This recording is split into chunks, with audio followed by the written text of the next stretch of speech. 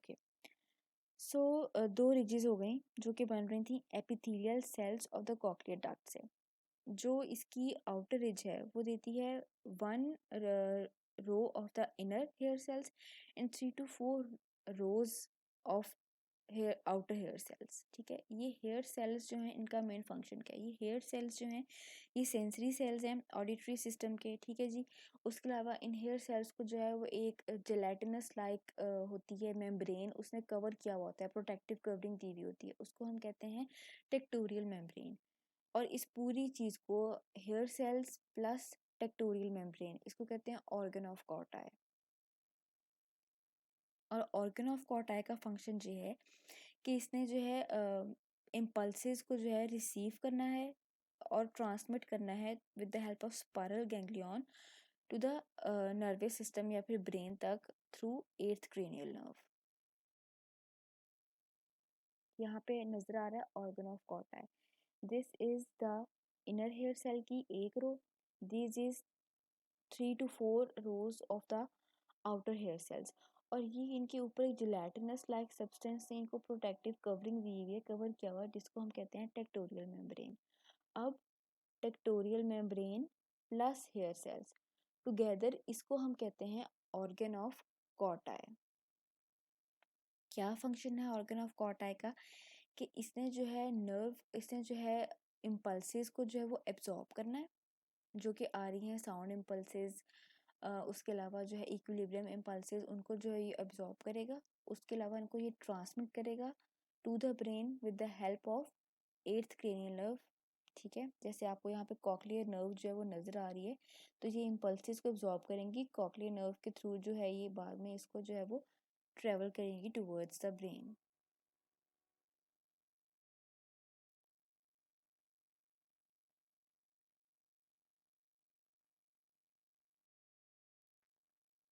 यहाँ पे भी जो है वो ऑर्गन ऑफ कॉटाई नज़र आ रहा है।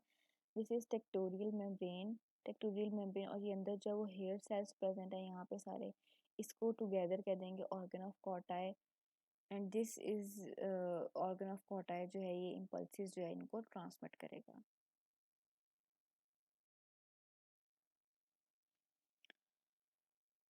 सो that was internal ear and middle ear. जो मिडल एयर है उसके अंदर मेन ऑसिकल्स हैं, मेलियस, इंकस एंड स्टेपिस। और उसके अलावा टिम्पैनिक कैविटी है जिसके अंदर ये तीनों ऑसिकल्स प्रेजेंट हैं। फिर मिडल एयर के बाद आ जाता है इंटरनल एयर। इंटरनल एयर के अंदर वेस्टिबुलो कॉक्लियर सिस्टम प्रेजेंट है। एक इसकी अपर डिवीजन है यूट्रिकल, एक लोअर डिवीजन थी सेक्यूल। यूट्रिकल से जो है वो सेमी सर्कुलर कैनाल्स बन रही थी और सेक्यूल से जो है वो कॉक्लियर डक्ट बनेगी। कॉक्लियर डक्ट के अंदर ऑर्गन ऑफ कॉटाई होगा जो कि इम्पल्सिस को ट्रांसमिट करेगा टुवर्ड्स द ब्रेन। और जो यूट्रिकल या फिर सेमी सर्कुलर कैनाल्स थी उनके अंदर सेल्स थे, सेंसरी सेल्स थे। उसके अलावा कुप्यूला था जो कि एब्जॉर्ब कर रहा था या फिर ले रहा था जब भी पोजीशन की चेंज आती थी या ओरिएंटेशन में इक्विलिब्रियम में चेंजेस आते थे, तो वो जो है उन सिग्नल्स को रिसीव करता था और ट्रांसमिट करता था towards the brain. Now we have external ear. External ear में जो है वो दो चीज़ें हैं। एक सबसे पहले जो है वो ऑरिकल जो कि हमें बाहर से नज़र आता है कान में ऑरिकल, वो। उसके अलावा जो है ट्रांसमिटिंग ट्यूब या फिर एक्सटर्नल ऑडिटरी मीटर्स जो कि इसको कनेक्ट करता है विद द मिडल एयर।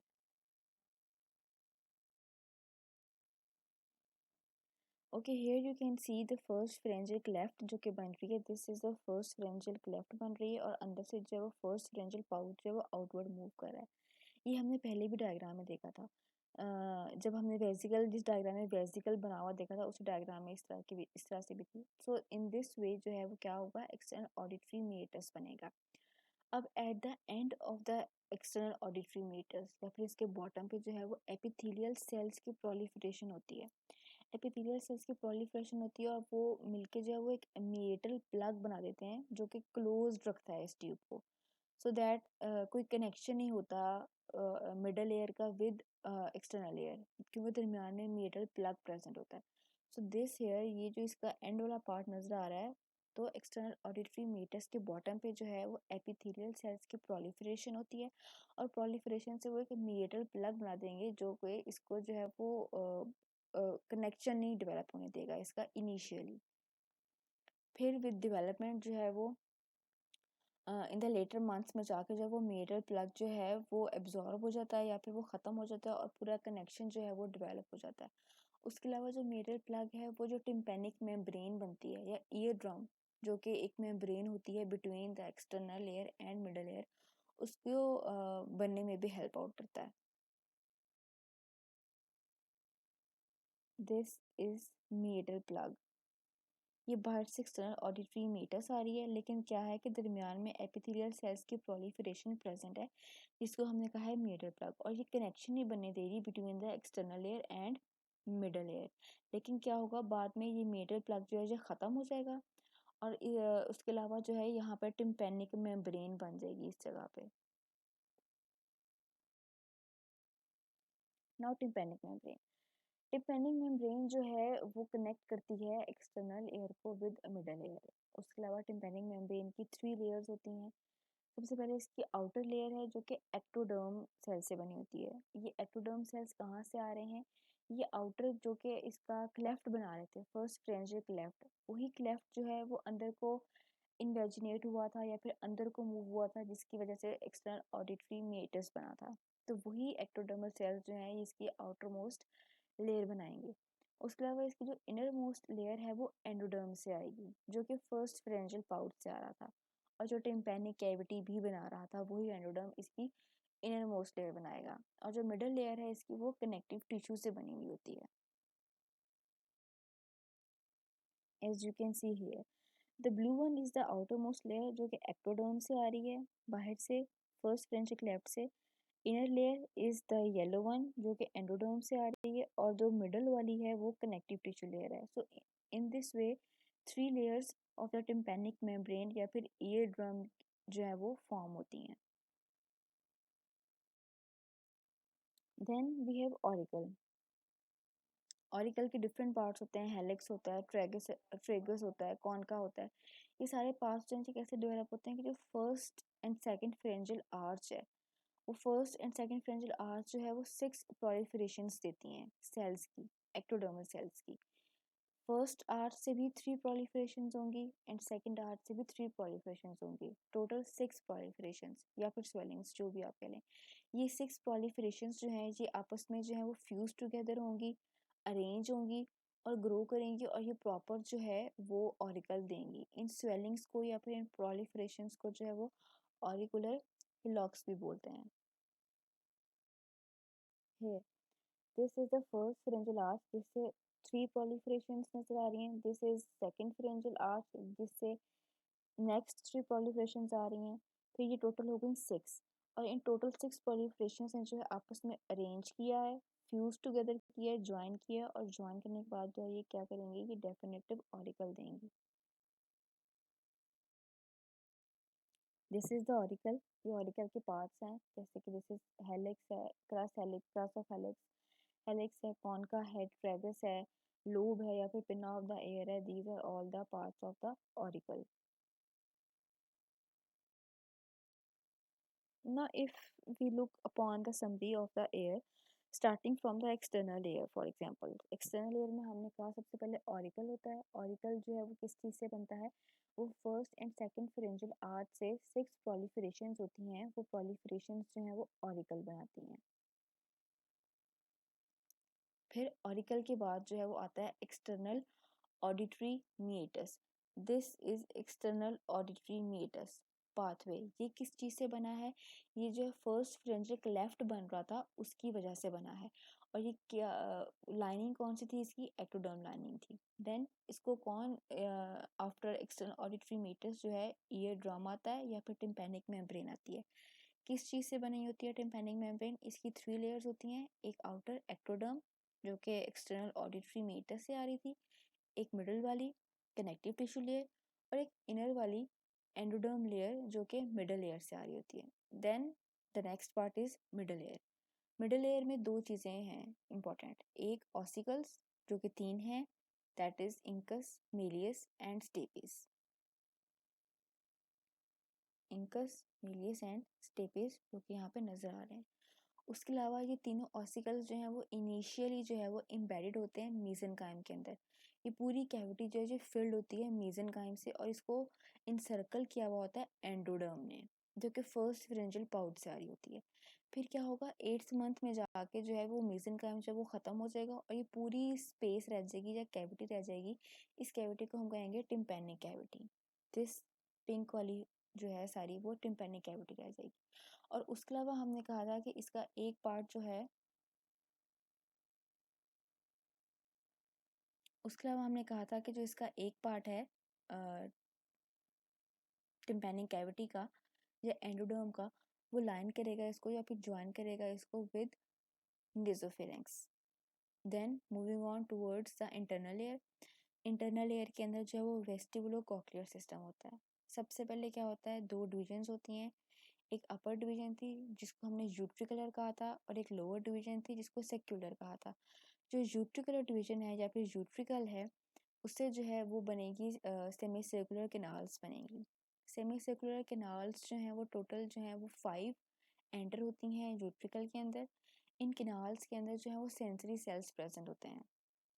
ये सेंसरी सेल्स जो हैं वो पोजीशन में चेंज, ओरिएंटेशन में या फिर इक्विलिब्रियम में जो भी चेंजेस आती हैं उनको सेंस करते हैं और उनको नर्व इम्पल्सेस में कन्वर्ट करते हैं और फिर उसको ब्रेन तक भेजते हैं with the help of a 8th cranial nerve. ठीक है, उसके अलावा फिर सेकंड पार्ट था सेक्युलर पार्ट। सेक्युलर पार्ट से जो है वो कॉक्लिया और कॉक्लियर डक्ट बनता है। इसी तरह कॉक्लियर डक्ट जो है वो फर्स्ट एम्बेडेड होता है मेसेनकाइम के अंदर, फिर वो मेसेनकाइम कार्टिलेज में चेंज होता है, फिर कार्टिलेज की वैक्यूलाइजेशन होती है और स्पेसिस बन जाती हैं। उन स्पेसिस को हमने कहा था स्केला वेस्टिबुला एंड स्केला टिम्पैनी। फिर उसके अलावा जो कॉक्लियर डक्ट है उसके अंदर प्रेजेंट होता है ऑर्गन ऑफ कॉटाई। ऑर्गन ऑफ कॉटाई क्या होता है कि जब epithelial cells of the cochlear duct जो है वो दो रिजेस देते हैं, आउटर एंड इनर। जो इनर रिज है उससे हेयर सेल्स बनते हैं और ये हेयर सेल्स जो हैं ये सेंसरी सेल्स होते हैं, और इन सेंसरी सेल्स को या फिर इन हेयर सेल्स को कवर किया हुआ होता है एक प्रोटेक्टिव लेयर ने, जिलेटिनस लेयर ने, जिसको कहते हैं टेक्टोरियल मेम्ब्रेन। और इस मेम्ब्रेन को और हेयर सेल्स को इकट्ठे अगर कर दें तो इसको हम कहते हैं ऑर्गन ऑफ कॉटाई। इस ऑर्गन ऑफ कॉटाई का भी यही फंक्शन है कि इसने जो है वो सेंस करना है इम्पल्सेस को, उसके अलावा उनको ट्रांसमिट करेगा और फिर ब्रेन तक ट्रेवल करेगा with the help of 8th cranial nerve. तो इस तरह से इंटरनल एयर में जो है वो वेस्टिबुलो कॉक्लियर सिस्टम जो है वो डेवलप हो जाएगा। अब यहाँ पे नज़र आ रही हैं दो डिविजन्स बनी हुई वेस्टिबुलो कॉक्लियर नर्व की। ये वेस्टिबुलर नर्व है जो कि अपर पार्ट से जा रही है, और ये कॉक्लियर नर्व है जो कि नीचे कॉक्लियर डक्ट वाले पार्ट से जा रही है। इसी तरह से दोनों ज्वाइन होकर यहाँ पे जो है वो हमें प्रॉपर एक नर्व दे देंगी। No congenital abnormalities. Congenital deafness जो है वो किसी भी रीज़न की वजह से हो सकती है। अभी तक जितने भी स्ट्रक्चर्स जो हैं वो एयर में डेवलप हो रहे थे उनमें से किसी की भी मेल फॉर्मेशन हो सकती है, अंडर डेवलपमेंट हो सकती है। फॉर एग्जांपल ऑसिकल्स की टिम्पैनिक कैविटी नहीं बनी, कोई वैक्यूलाइजेशन नहीं हुई कार्टिलेज की, कॉक्लियर डक्ट की में प्रॉब्लम हो गई है, तो किसी भी स्ट्रक्चर की जो है वो मेल फॉर्मेशन या अंडर डेवलपमेंट की वजह से कंजेनिटल डेफनेस हो सकती है। उसके अलावा second main cause of the congenital deafness जो है वो है रूबेला वायरस। रूबेला वायरस जो है वो यूजुअली अफेक्ट करता है 7th या फिर 8th week of the development के अंदर, और ये यूजुअली टारगेट करता है ऑर्गन ऑफ कॉटाई को। Then we have pre auricular appendages and पिट्स।